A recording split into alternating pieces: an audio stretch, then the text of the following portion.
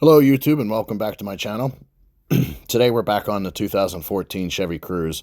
The car has been having a funny little misfire, but it hasn't really been registering as far as a trouble code goes. But today on the way home from work, I had it misfiring pretty good. The engine light was flashing, and it set the stability track service light, and it set the traction control service light. So I'm sure there's probably something stored in the computer by now. We're going to check it with this little scan tool that I have here. I bought this off Amazon cheap. And let's see what we get. All right, car's got almost 160,000 miles on it. Almost. And let's check the codes and see what we've got here. I do have a better scan tool, but this one's quick, it's easy, and all I'm really looking to do is get the codes out of it. The better scan tool I have is better for diagnostics, reading data, that kind of stuff. So, all right, the MIL status, malfunction indicator lamp is on. Let's see what we've got here for codes. Read codes. Ah, there it is. Cylinder 3 misfire detected. So, let's see what else we got. Fuel pump control module requested. MIL illumination. And okay, we only have those two in that section. See what we got for stored codes. And nothing new in there. Okay, just one of one.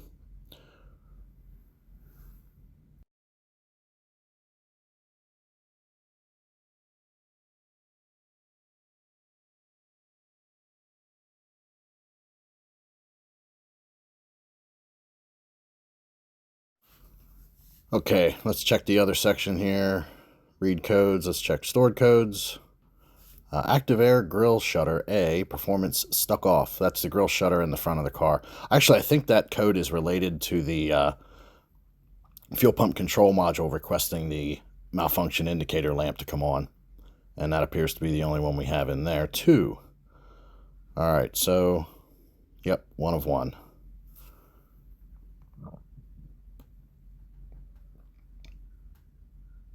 Okay, so let's back out of here. And we're going to erase the codes. Yes. All right. Erase is finished. We'll back out. And let's start the car up and make sure that the engine light goes out. I'm sure it will.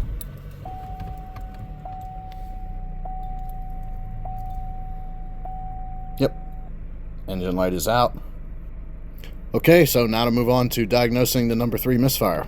My bet is that it's a coil boot or a spark plug that has corrosion on it. So stay tuned. Now here's a rundown of the parts that I bought to do this job. I'm a big fan of the OE manufacturer parts, and for a daily driver like this, that's all you need. You don't need any special, performance and whatnot and whatever. I mean, that's just going to cause you problems. These plugs are pre-gapped. You shouldn't have to gap these plugs. And if you try and gap them with a traditional gapper, you're going to break that little tip off. So they are gapped how they should be gapped to go into the vehicle. And we're not going to mess with that at all. We're just going to install these plugs. One thing that I am going to do is I'll probably put a small amount of never sees around the first and second threads, and then I'll pull it around as I thread them in and then torque them into the engine. So here is the coil pack that I bought. Yes, I bought the entire coil pack because I'm doing the job myself and I want to kind of rule out any problems. Honestly, I think it's the boot or a plug or something like that. I don't think the coil pack is bad, but all in all, between the plugs and the coil pack, I think I spent about $150, maybe, give or take. I would actually have to look back at the receipt. So we're just going to take care of the entire ignition system, which is plugs, coil pack, and the only other part is the wiring that's in the car, and I don't think that's a problem. Again, with the coil pack, I didn't buy anything special. I didn't buy any aftermarket performance coil pack because you're wasting your time and your money if you're doing that with a car like this, especially if it's not modified or it's even slightly modified. Okay, so right here is the boot or the plug that I think is actually going to be the problem. These modern factory ignition systems like this coil on plug are more than adequate to ignite the air and fuel mixture in your engine, even if you have a modified vehicle. But if you're on the street, this is really all you need. You know, like I said, you're wasting your money with aftermarket. All right, let's change the plugs, boots, and coil pack and see if we can see what the problem might have been.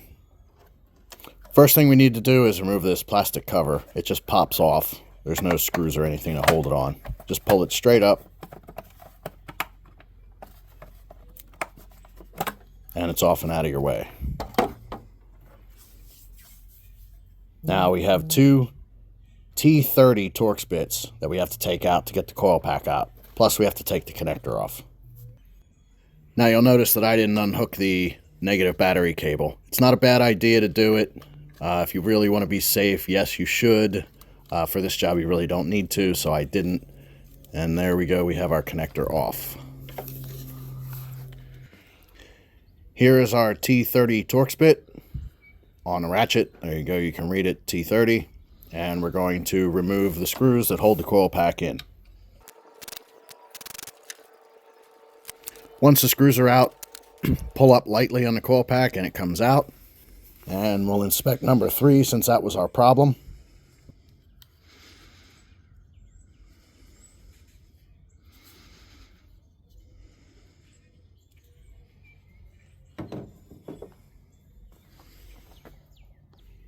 And you can see here that number 3 definitely had a problem with some spark leakage. See that white mark around the tip of the boot there? That was our problem. All right, so now we're going to move on to taking out our spark plugs. We're going to start with number 3. I have a long 5/8 spark plug socket with a 3-inch extension. Now inside that socket, I don't know if you can see it, but there's a rubber boot that holds the plug, so you're not trying to dig it out with a magnet or anything when you're done and you have it loose. So before we pull them, we're going to use an air gun and we're going to blow any dirt or debris out of the plug holes and from around the valve cover. We just don't want that falling down into our engine.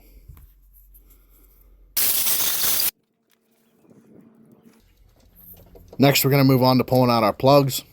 We're going to start with number 3 since the computer said that that was our problem. Now I pull out number 3 and I inspect the tip. The tip looks okay, no issues. I didn't think to look at the porcelain until after I pulled the rest of the plugs, but number 3 did have another problem on the plug. Let's pull the rest of the plugs and we'll get to the problem.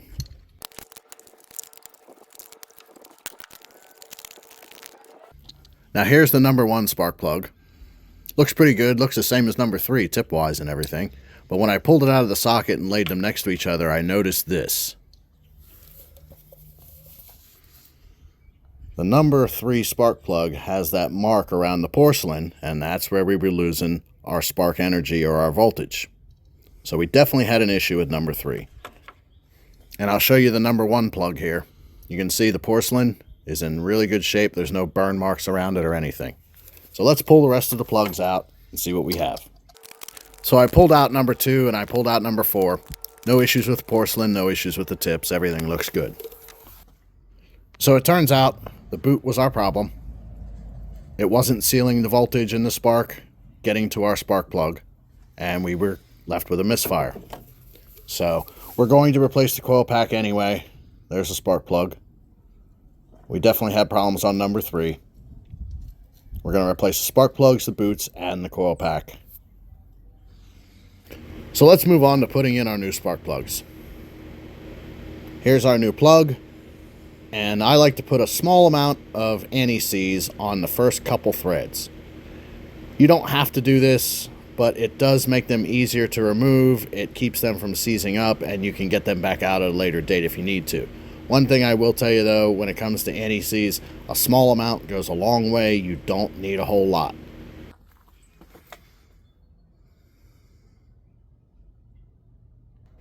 Right here is probably a little bit more than you need, but it just has to be on the threads, and when you thread them in, it will pull that all the way around your threads. So what you want to do is you want to take your spark plugs, and my socket holds the plug so I can put it down into the cylinder, and I thread them in by hand. They should go in quite a few turns, and they start to get tight when they butt up against the gasket, you can stop and move on to the next one.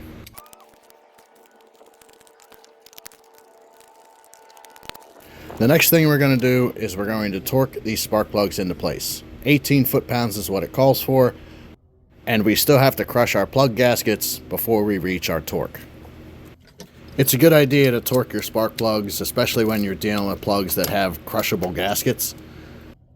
A lot of people don't do this, and they just kind of go by feel. But if you're going by feel, how do you know that your gasket is properly crushed? And how do you know that you're not putting undue stress onto the threads, especially with an aluminum cylinder head like this one? So here I am doing 3 and 4. And 3 and 4, the wrench didn't click because it felt to me like I was pulling too much on them. But when I got to 2 and 1, I got it to click, and I went back and I hit 3 and 4 again, got them to click, and we're all good. Now our plugs are installed and they're torqued to spec. It's time to put our coil pack in. What I did with the coil pack is I added some dielectric grease to the tips. And when you push that down over your plugs, that should help to insulate and lubricate the boots and the plugs and help to keep voltage from leaking out in the future. Hopefully we can get a lot more life out of this than what we originally had. So just push the coil pack down and then install your bolts. You only have to snug these bolts into place. I don't know that there's a torque spec. There might be. You could use it if you can find one, but not really necessary. Don't forget to put your connector back on. Lock it into place. And then all we have left to do is put up back our cover and start the car and make sure she starts. I'll probably check this on my way to work tomorrow, make sure that we're good. It's a fairly long drive, and if it doesn't misfire, I'd say we got the problem fixed. So let's start her up, see what happens.